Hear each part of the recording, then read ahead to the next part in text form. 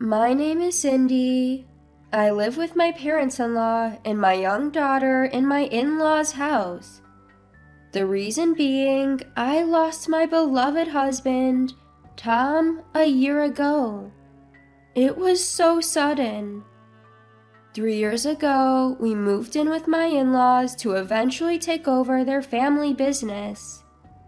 At first, I was nervous, but my in-laws were very kind to us and didn't interfere too much.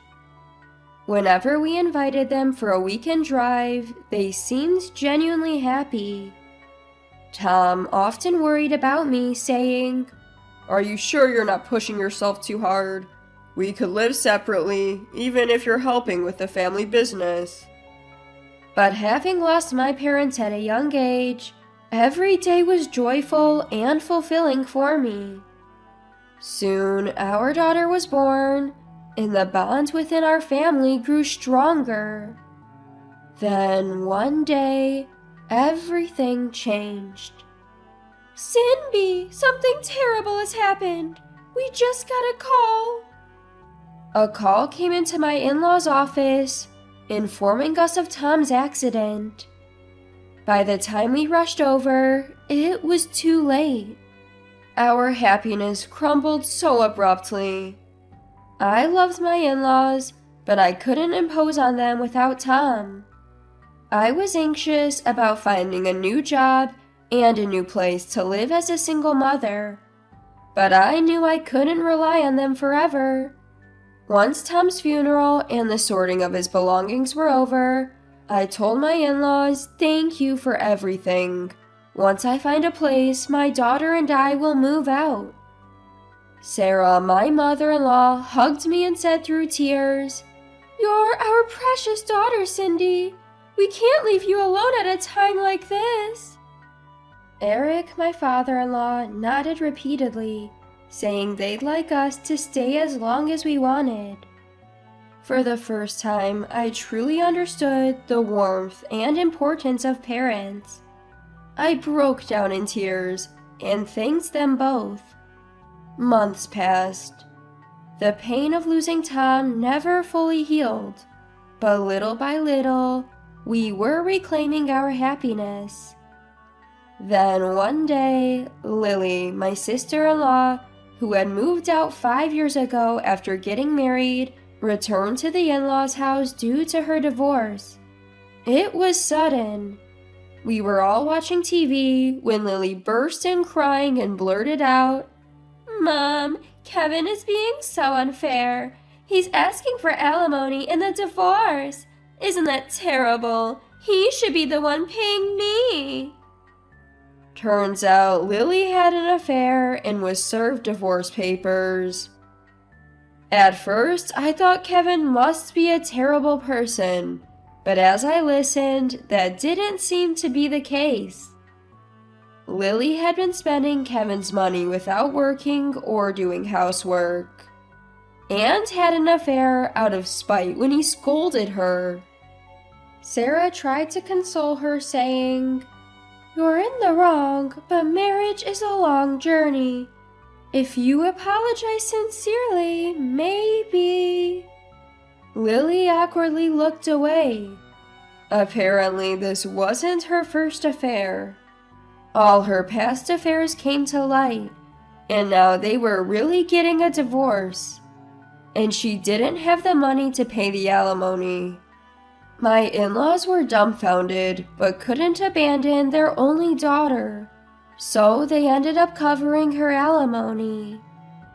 And so, Lily ended up staying at her parents' house. From that point on, my life took a drastic turn. "Cindy, I'm thirsty. Can you make some tea?" Sorry, I'm just about to head out." "What? Didn't you hear me?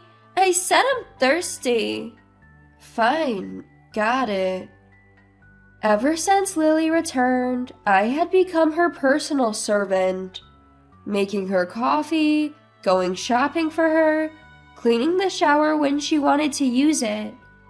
Sure, I'm living here as a guest, but I have my own life too. I can't always do what she says. But if I refuse, she'd always retort, "It's only natural for a parasite like you to work the most. If you don't like it, leave. I feel cramped with you here too." What's worse, she'd pick times when my in-laws weren't around. I could tell my in-laws and they might scold her, but I hesitated to speak ill of their daughter. And besides, I'm not their real daughter. I had my own fears about what would happen if I really had to leave. Thankfully, my daughter was never mistreated, and I thought it was best to endure it for now. Then one day, I heard Eric's loud voice from the living room. "Why are you so reckless with money? I'm confiscating your card." Soon after, I heard Lily's tearful voice. "Stop it! My life will be over without it." "Quiet, calm down." Apparently, she had maxed out my in-laws' credit card. Sarah had given her the card because they didn't have cash at home, and Lily wanted to go to the beauty salon. And unbelievably, she spent $5,000 at the mall that very day. After being scolded by Eric, Lily locked herself in her room. My in-laws apologized to me for their daughter's behavior. Honestly, I was relieved they finally scolded her. I hoped this would be a wake-up call for her. But that faint hope soon crumbled.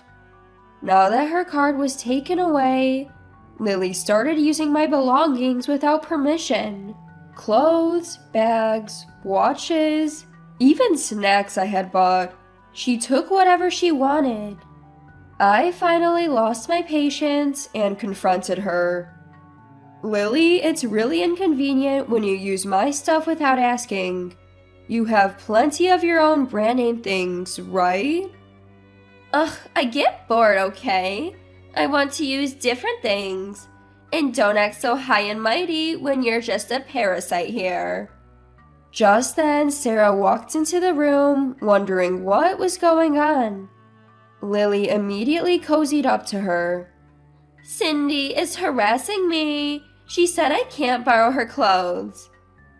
Sarah looked exasperated and said, "You probably started it with your selfishness." Then she turned to me and apologized. I was grateful that Sarah didn't blame me, but I doubt she thought it was a big deal. I couldn't complain any further since she had apologized.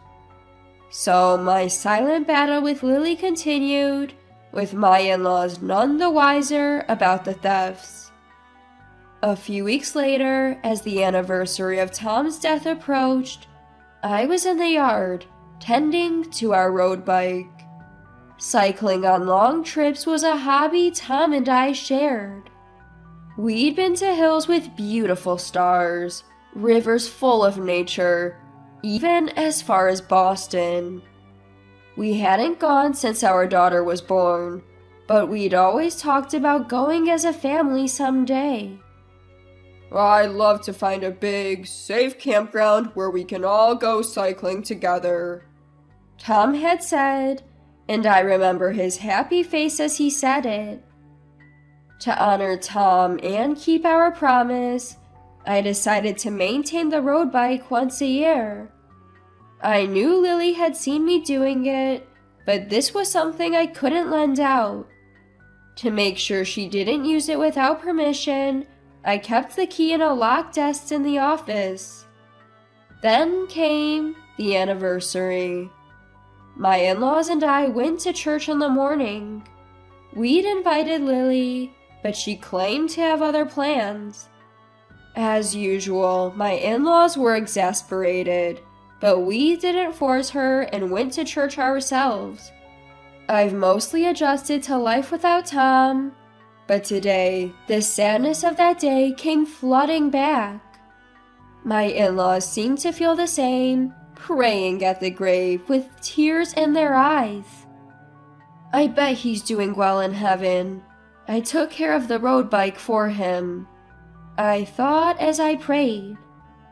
I remember Tom, who always thought of me, our daughter, and my in-laws. Though I've been the one leaning on others, I resolved to support my in-laws in Tom's place. After finishing our prayers and having a meal, we headed home. My in-laws said they had plans and went ahead, so I returned to the house with my daughter. It was hot today, so I thought I'd offer some cold jelly to Tom when I got back. As I entered the entrance, I noticed it was gone. The road bike. Could Lily have taken it? I rushed into the house to find her watching TV in the living room. Whether she noticed me or not, she didn't take her eyes off the TV. When I asked if she'd been on the road bike, I couldn't believe her response. "Oh, that? It's gone." I was stunned. "Where?" She said probably at a park in Brooklyn, which is at least an hour's drive away. "How did you get it there?" She said her boyfriend drove her. Turns out they couldn't find the key, so her boyfriend broke the lock. This was the first I'd heard of Lily having a boyfriend, but it was clear he had no common sense. But none of that mattered now. I had to get that road bike back, no matter what. I called every place I could think of, the park Lily mentioned, nearby facilities, and the police station. No one had seen it. I even drove to Brooklyn and searched late into the night. Still no bike. It made sense. The lock was broken, practically inviting theft. It was probably long gone by now. And today of all days was Tom's memorial. I had cleaned it up, hoping to make him happy. As I searched, the emotions I'd been holding back flooded out. I was so sad and frustrated that I couldn't stop crying. I finally gave up for the day, filed a lost property report with the police, and decided to head home.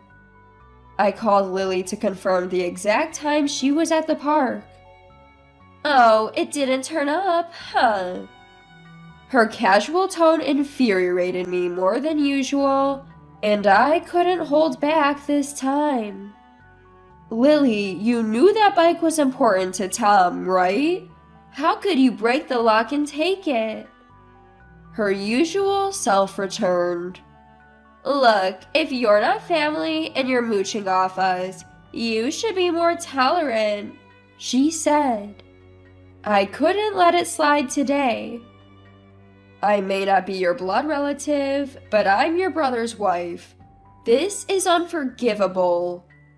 She retorted, "Wife, my brother is dead. You're just exploiting his memory to mooch off my parents. You're so cheap and vulgar." Exploiting his memory? I couldn't believe she said that. I pay my own living expenses and contribute extra for groceries. She's the one relying on her parents financially without contributing or even getting a job. I wrapped my words in diplomacy as I responded, and as expected, she exploded in anger. "If you're so well off, why don't you just leave? Oh, and leave my brother's inheritance behind. He was a kind man. He'd want his poor sister to have it," she said and hung up. When I got home after filing the lost property report, Lily was gone. Maybe she went out with her boyfriend. Eric approached me, looking serious. "Cindy, I'm sorry about Lily," he said. So she had talked to him. Just as I thought that, Sarah said something unbelievable. "Even if she borrowed it with your permission, she must have managed it poorly." Wait, permission? How could she lie so blatantly? But looking back, there were so many unbelievable things she had done. Taking and eating other people's stuff. Splurging with my parents-in-law's credit card. Why had I let her get away with so much? If I had been stricter, maybe the road bike wouldn't have gone missing. I felt the need to tell my parents-in-law everything, not just about the bike, but about all her actions up to this point. After I finished, Eric was visibly shaking with what seemed like anger, and Sarah was in tears. "I'm sorry for speaking ill of your daughter," I said. Both of them thanked me for bringing it up and apologized for not noticing sooner. My parents-in-law said, "To belittle even her own brother's memory, we've been too lenient." They were concerned that scolding her wouldn't be enough anymore. Could we somehow punish her? She probably wouldn't change unless she felt some real pain, and that pain would likely have to be financial. I had a somewhat drastic idea. After consulting with my parents-in-law, we decided to put the plan into action immediately. 3 days later, I decided to visit my grandmother, who raised me for about a week. I go back once a year to show her the face of her great-grandchild. As I was leaving the house with a large suitcase, I crossed paths with Lily at the entrance. "Wow, Cindy, what's with the big luggage? Finally leaving?" I told her I'd be gone for a while and left the in-laws' house. Yes, I wouldn't be back for some time. If my hunch was correct, she would snoop around my room, and then perhaps I could reclaim a peaceful life. About a month and a half later, Lily had been in a great mood. She had been buying brand name bags, watches, and jewelry one after another, even though she wasn't working. And no one in the family questioned or asked her why. That was to be expected. Everything was going according to our plan. And if our predictions were correct, she was about to fall into a hell of her own making. About 2 weeks later, the moment finally came. Lily burst through the door and started yelling at me. "Hey, my credit card payment didn't go through. What's going on?" "What are you talking about?" she said without showing any sign of guilt. "I tried to use my brother's inheritance to pay off the credit card, and the card company called to say it didn't go through." Just as we had expected. I left the ATM card for Tom's inheritance account on the table before leaving the house. Lily, knowing I'd be away, linked her credit card to that bank account. I figured she'd do something like this, especially since she didn't know the ATM PIN and usually shopped with a credit card. "Did you use Tom's inheritance for your shopping?" Eric interjected. She usually wouldn't discuss such matters in front of my parents-in-law, but she must have been desperate. She tried to cover it up. "Well, it's family money, and I thought Cindy was okay with it." "I never said that," I firmly replied. Lily wouldn't back down. "Come on, it's just one time. Why couldn't the payment go through with all that inheritance? Did you spend it all, Cindy?" I was prepared for this. I couldn't afford to lose. I had the bank freeze the account because of the risk of theft. Good thing I did. Turns out it was theft after all. Lily retorted, "What? I just used it a little. That's not theft." I shot back. "What are you talking about? This is clear-cut theft. After all, we're strangers, not family, right?" She turned to Sarah, pleading, "Do something." But today, even Sarah wouldn't help. "Lily, this is a crime. Not just this, but everything you've done. We just didn't notice, and Cindy was forgiving. If you don't change now, you'll face worse consequences. Realizing no one would help, I won't pay, I can't. She started chanting. If you won't admit to the theft, we'll have to involve the police, I said, picking up my phone. Finally grasping the gravity of the situation, she turned pale and grabbed my hand. Please, don't do that. Eric yelled at her. Then take responsibility. What you're doing is a crime. Unable to do anything, she whispered, Fine, I get it. And so, Lily ended up paying for the branded items she bought with multiple credit cards. She couldn't pay it all at once, so she switched to installments and is now working as an office worker. Since that incident, she stopped treating me like a servant and taking things without permission. As for me, I continue to help with my parents-in-law's family business and live peacefully. Fortunately, the family business is doing well, and we're even considering rebuilding the house. I'm glad I consulted my parents-in-law instead of holding back. After a lot of complicated twists and turns, I hope to hold on to the peace I finally grasped.